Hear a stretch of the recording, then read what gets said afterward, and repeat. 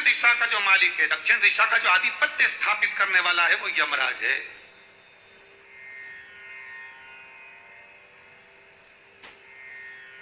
और यमराज पर भी अगर कोई आधिपत्य स्थापित कर लेता है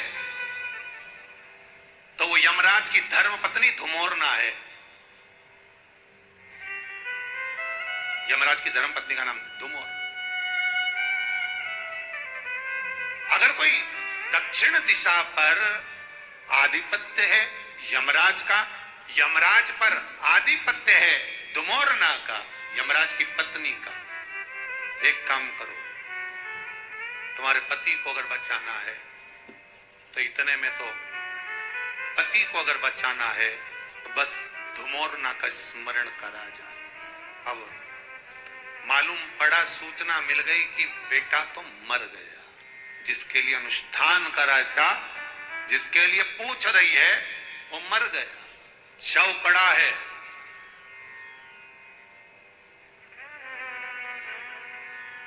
शव के पास गई नहीं, बहू भी नहीं गई, मां भी नहीं गई, शिव अर्चना, धुमोरना का स्मरण करा। शंकर भगवान के शिवलिंग पर काली तिल चढ़ाना प्रारंभ करी। धुमोरना सामने आकर खड़ी हो गई।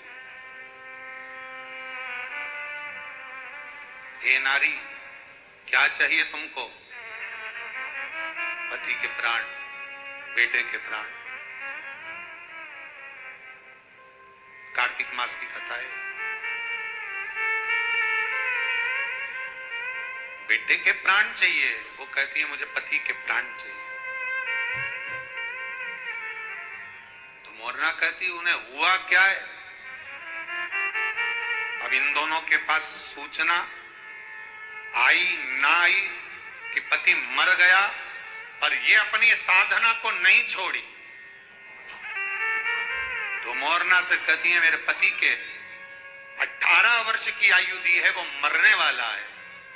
धुमोरना ने कहा अगर वो मर गया हो तो मान लो मर गया हो तो। यमराज की पत्नी धुमोरना कहती है तुमने मेरी और शिव की आराधना करी है, मैं दक्षिण दिशा की महारानी हूं, चिंता ना करिएगा, मैं दक्षिण का मार्ग रोक दूंगी, क्योंकि पहली स्त्रियां मिली जिसने मेरा आराधना की।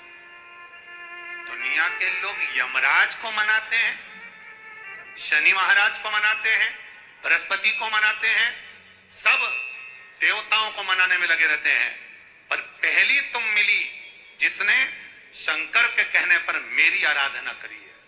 वचन देती हूं, जाओ, तुम्हारे आंगन में जो काला कम्मल पड़ा हो, लोहे का सामान पड़ा हो, यमराज जब बंदी बनाने के लिए यमदूत आएंगे, वो सामान अगर रखा हुआ दिख गया तो वो लेकर नहीं आएंगे, क्योंकि मैंने वचन दिया था उन्हें। रख दो उसके सिराने पर। दौड़ी बहू, दौड़कर लोहे का जो सामान पड़ा था उसमें कम्मल रखकर 5.25 किलो अनाज धरकर पटक दिया और आराधना में धुमोरना की आ गई। मरा हुआ पति, गरुड़ पुराण कहती है जब प्राण छूटते हैं, प्राण छूटने के 3 दिवस तक जीवात्मा एक एक पहलू से आत्मा जब निकलकर जाती है तो एक पृथ्वी के आकर्षण से जब दूर होती है तो उसमें 3 दिन लगते हैं। अब धुमोरना ने जो रगवाया, यम के दूत लेकर जा रहे थे तो हाथ से वो जीवात्मा वापिस छूट गई। छूटने का कारण पूछा यमदूतों ने, हुआ क्या? तभी एक यमदूत बोला, नीचे लोहे का पात्र और काला कम्मल और 5.25 किलो अन्न का भाग रखा है। अर्थात यहां पर धुमोरना देवी ने कहा था अगर कोई यमदूत इसको देखकर भी उठाकर लाएगा तो उसके भी प्राणों को छोड़ना पड़ेगा। उन्होंने प्राण वापिस दिए, प्राण वापिस। केवल एक इन्हीं के प्राण शंकर जी ने वापिस नहीं कराए। अगर ये जीवित रहे तो प्राण बचा ले। राजा श्वेत यम के दूत बंदी बनाने के लिए आ गए थे, उनको भगा दिया। मृत्यु देवी आ गई, मौत को मार दिया। यमराज आ गया, उसको मार दिया। तब क्रोध में सूर्य भगवान को चिंता लगी कि बताओ मेरा बेटा मर गया, मेरा पुत्र, शंकर भगवान ने कहा अगर मृत्यु लोक में आना है लेने के लिए तो मेरी आज्ञा के बिना नहीं आ सकते। बहुत कठिन है।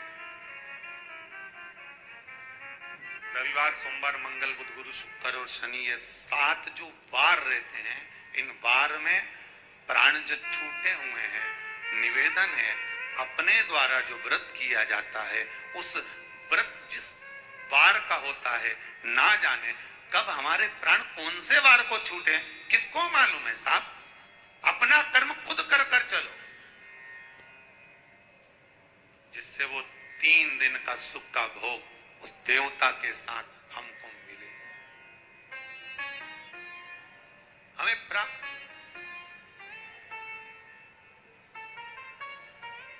स्मरण करते चलो।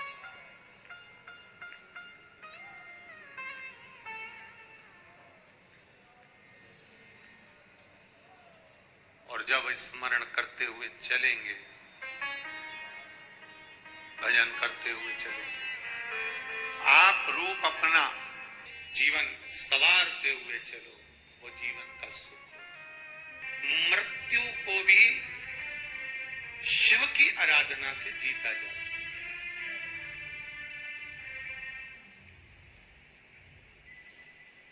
महाराज, दिन पल घड़ी समय नक्षत्र सब शिव का दिया हुआ, केवल शंकर का, शंकर के सिवाय किसी का नहीं।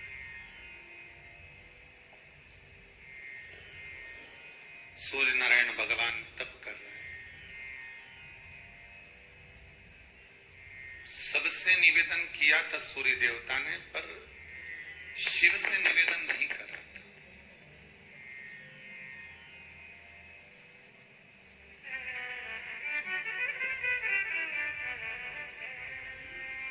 तब माघ महीने की सप्तमी के दिन जब कोई आया नहीं, तब भगवान भूत भावन भूतेश्वर मेरे शिव आए। सूर्य देवता से काम मांगो।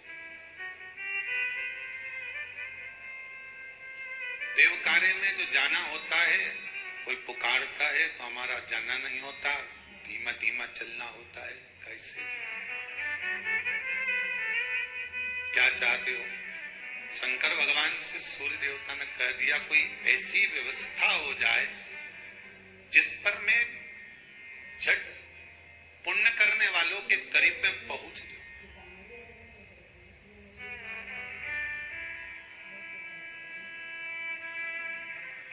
बहुत ध्यान देना महाराज, माघ महीने की शुक्ल पक्ष की सप्तमी तिथि एक ऐसी तिथि है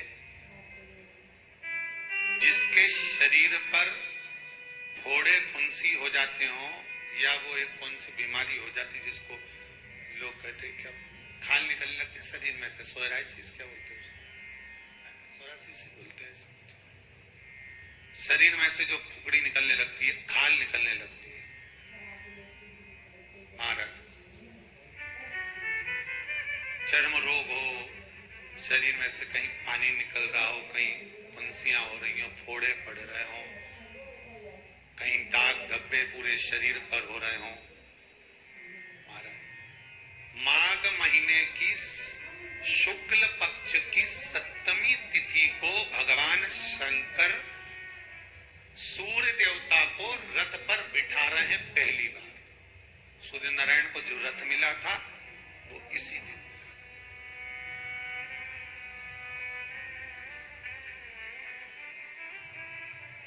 शास्त्र कहता है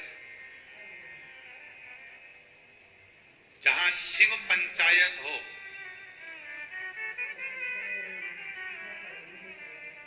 कई लोग कहते हैं जहां कार्तिकेय जी हैं, गणेश जी हैं, पार्वती जी हैं, शंकर जी हैं, ये शिव पंचायत है। नहीं, शिव पंचायत में कार्तिक नहीं आते। जहां शिव पंचायत हो, सूर्य नारायण शिव पंचायत में आते हैं, पार्वती मैया, गणेश जी, मेरे भगवान नारायण, भगवान शिव, ये शिव पंचायत के अंतर्गत है। बहुत कम मंदिर होते हैं पृथ्वी पर जहां शिव पंचायत है। पर आपके नगर में, आपके गांव में, आपके क्षेत्र में कहीं शिव पंचायत मंदिर हो, शिव पंचायत विराजमान हो, तो एक लोटा पानी उसमें शमी वृक्ष को फिर जान लो, कई लोग कई शमी के पत्ते का फोटो है ना,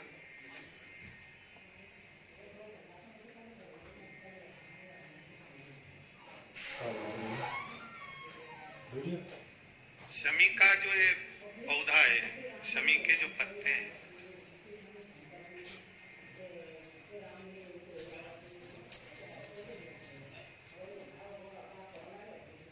इसके जो पत्ते होते हैं शमी के पौधे के, तो ये शमी के 21, 11 या 31, आपको ज्यादा प्रॉब्लम है तो 31 पौधे शमी के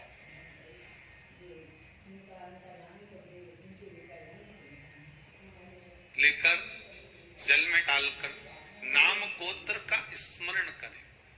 वैसे तो गर्ग संहिता में लिखा है कि जितने शमी के पत्ते डालें उतनी बार नाम और गोत्र, और आप ज्यादा बार भी ना बोल पाए तो अपना नाम गोत्र एक बार तो बोले। शमी के पत्र का जल शंकर भगवान को समर्पित करें। शिव पंचायत का दर्शन करते करते एक पात्र रख लें, उस पात्र में उस जल को झेल लें, शमी के पत्ते आ जाए तो आ जाए, वो जल रख लें और उस जल को एक बोतल में भर लें। लगभग 15 दिन आप उस जल को जैसे शरीर पर तेल लगाते हैं उस तरह से पूरे शरीर पर मलना प्रारंभ कर दें महाराज। ज्यादा से ज्यादा 20 दिन, ज्यादा से ज्यादा 21 दिन या 1 महीना, इतने में शरीर ठीक होना प्रारंभ हो जाता है। माघ महीने की शुक्ल पक्ष की 7वीं तिथि के दिन भगवान शंकर ने सूर्य देवता को रथ